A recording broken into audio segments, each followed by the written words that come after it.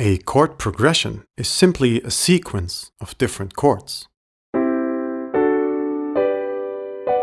Most of the music we listen to is based on specific harmonies, appearing in a certain order.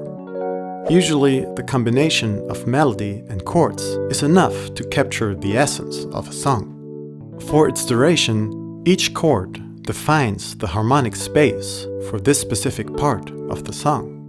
Of course, the chords that appear in a piece of music are not chosen randomly.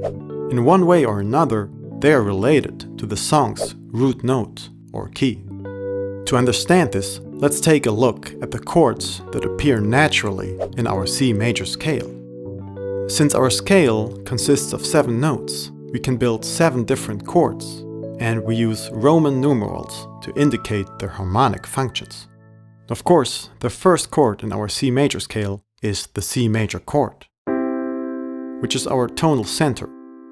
If we move upwards, we land on a D minor chord. For minor chords, we use lowercase Roman numerals. The next chord is an E minor chord. After that, we have 2 major chords, F major and G major, followed by an A minor chord. The final chord does not only sound a little strange, it also has a different structure than all the others.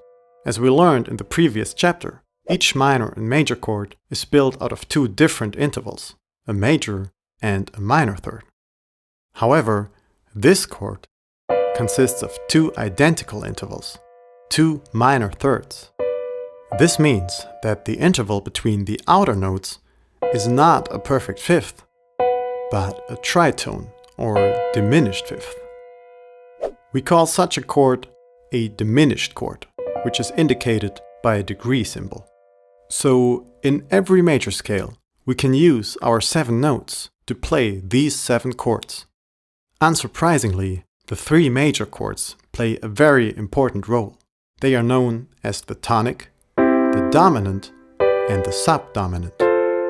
They are so essential to Western music that if you pick a random pop song, it's very likely that all 3 of them will appear in it.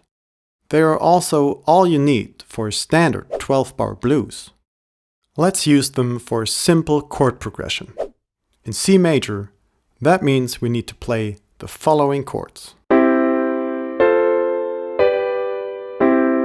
If we use chord inversions and add a bass note, it could sound like this. Now, let's change the order a bit and throw in one of our minor chords. With a little practice, this chord progression could sound like this.